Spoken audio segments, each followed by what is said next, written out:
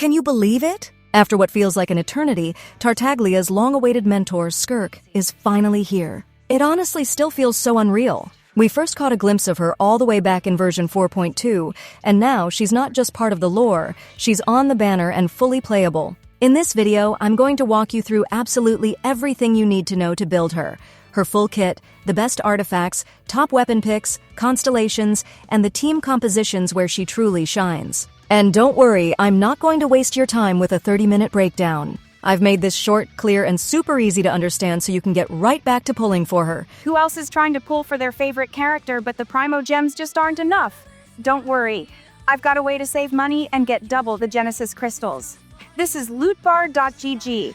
It works just like the in-game top-up system, but with up to 25% off, and new users even get a 10% extra discount. See this? The regular $100 pack only costs $81 on Lootbar, and each update they release an exclusive $72 bundle available for your first purchase every version. All you need is your UID. No password, no login.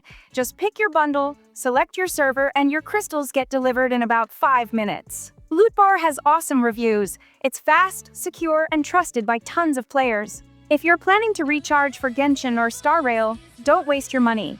Click the link in the description or pinned comment and top up now with Lootbar. Safe, fast, and way more affordable. And don't miss that 10% off while it lasts. Let's dive into her kit first and see what she can really do. Skirk is a 5-star Cryo Sword main DPS with a heavy focus on crit damage. And her kit truly stands out in 3 major ways. First, she gets a massive damage boost when you build her in a squad with only Hydro and Cryo teammates, kind of like how Escoffier works. Second, her playstyle is incredibly flexible. She can either be an on-field spam attacker, or you can go for a burst-focused nuke and swap approach. And third, she uses a unique resource called Serpent Subtlety instead of the usual energy system, which powers both of her playstyles. Her A1 passive generates Serpent Subtlety through cryo reactions. Each reaction actually spawns void rifts on the field, which she can then absorb for points. Void rifts can appear every 2.5 seconds, up to 3 at once, and absorbing each one grants her 8 points. She can absorb them via her 7-phase flash-enhanced state, her burst, or by simply holding her skill. Skirk might look complicated at first glance, but she's actually pretty simple once you start playing her. There are 2 main ways to use her, either as an on-field DPS or a quick swap burst character. For on-field, just tap her skill to activate her enhanced state. Then, use her special burst to absorb void rifts and power up her normal attacks. After that, just keep spamming normal attacks. When her resource runs low, use a charged attack to absorb more rifts and extend her state. Then, repeat. If you're going for a quick burst playstyle, simply hold her skill, then use her regular elemental burst to deal a big hit and swap out. Even in an on-field build, you can still use her burst when it makes sense, like to finish off an enemy quickly. No matter how you use her, every time she deals cryo damage, she generates 4 cryo particles. This helps with energy, and it works once every 15 seconds. For talents, you'll want to level her skill first, then her burst. Her normal attack talent doesn't really matter and can be skipped entirely. When it comes to Skirk's best artifact sets, you're looking at Finale of the Deep and Marechaussee Hunter. Both have similar 2-piece effects, but their full set bonuses are quite different. Finale gives a 60% damage boost either to Skirk's burst or her normal attacks, depending on how it's triggered. Marechaussee, on the other hand, gives up to 36% crit rate, but only in teams that allow Skirk to lose HP, such as those with Furina. There's a lot of discussion about which one is better.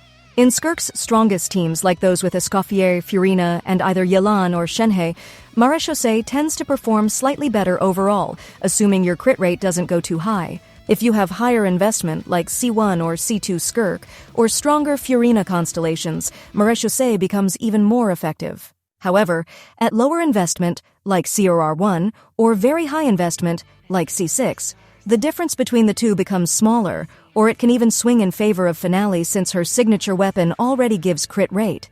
The key thing to remember is that Marechaussee only works well if Furina is on the team. Without her, it's hard to keep HP changing, so the 4-piece effect won't activate properly. In that case, Finale becomes the more reliable choice. It works in any team, whether you have Furina or not, and is especially useful for flexible modes like Imaginarium Theater. If you're playing Skirk as a burst DPS, Finale is also the better choice because Marechaussee doesn't boost burst damage and doesn't trigger when Skirk is off-field. Finale also has the bonus of activating both its buffs during split rotations, which makes it more versatile.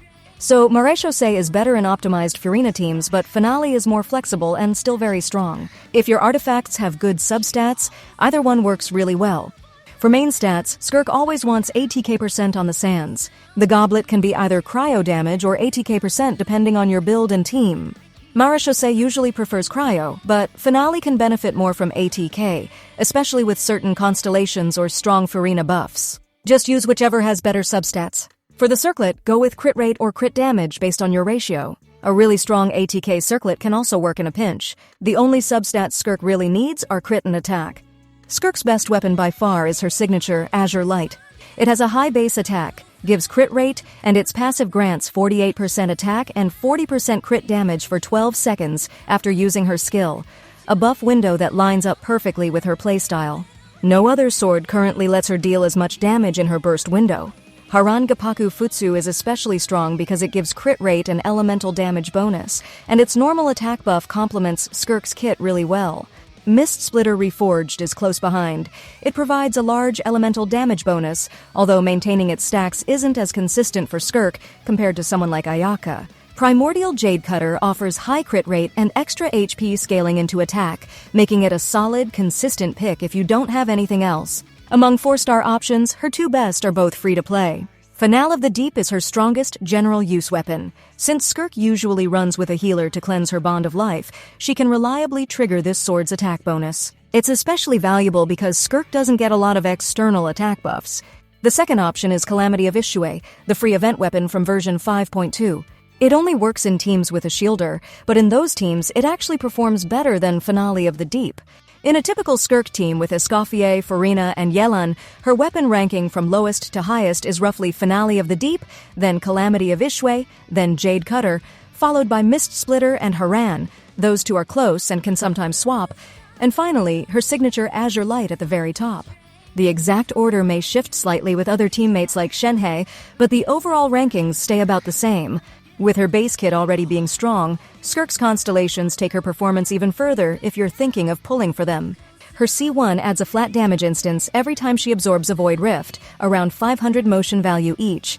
Since she typically absorbs 5 to 6 rifts per rotation as an on-field DPS, this translates to about 2,500 additional motion value, which is a meaningful bump in her total output and makes her feel even more powerful during rotations. C2 further enhances both of her playstyles. It gives her 10 extra Serpent Subtlety points when she uses her skill, which allows her to build up her burst damage faster and more efficiently. It also gives 2 separate buffs. If she's using her standard burst, the max damage bonus from consuming Serpent Subtlety is increased, and if she's using her enhanced burst, she gains a massive 70% attack buff until the state ends. This flexibility makes C2 valuable whether you're focusing on her as a quick nuke or a sustained DPS. C3 is a simple but effective boost, raising her burst talent by 3 levels. Her burst contributes heavily to her damage profile, so this helps solidify that strength even more. At C4, she gains another attack bonus through her passive. If you're already running a full Cryo and Hydro team, which you should be with Skirk, she gets a consistent 40% attack just from this constellation, making it very easy to get value from.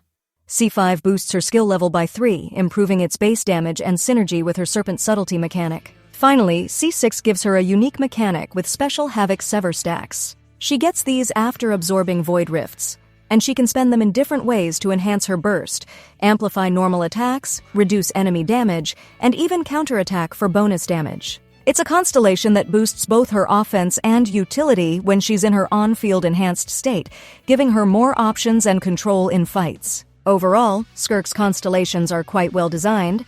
There's usually one early constellation that stands out above the others, but in her case, both C1 and C2 provide similar and meaningful damage boosts. You absolutely don't need constellations for her to perform well. She's already strong at C0, but if you're planning to invest in her long-term, getting C1 or C2 is a solid step forward. Now, if you're deciding between getting her signature weapon or unlocking her C1, it really depends on what other 5-star weapons you already have. If you already own strong alternatives like Haran Gepaku Futsu, Mist Splitter Reforged, or Primordial Jade Cutter, then C1 gives more value.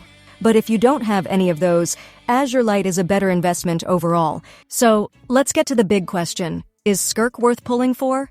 And is she future-proof? First of all, she's always worth it if you like her. That goes for any character in the game. If you enjoy them, that's truly the only thing that matters. But if you have doubts and want to pull based on strength and future value, then yes, Skirk is 100% a strong and relevant DPS. With Escoffier, she easily becomes the second best DPS in the game, just behind Mavuika. Her best teams can reach 100k to 115k DPS or even more with optimization, which puts her above units like Ayaka in actual performance. Compared to Ayaka, Skirk is not only stronger on paper, but also much smoother to play. Ayaka's burst can be inconsistent, while Skirk's playstyle feels more forgiving and fluid, especially in freeze teams. Now, the big thing to know is, yes, she needs Escoffier to be her absolute best. Without her, Skirk still works, but her team's performance can drop by around 20-30%. That doesn't mean she's bad without Escoffier, it just means you'll need to invest more or work around her limitations.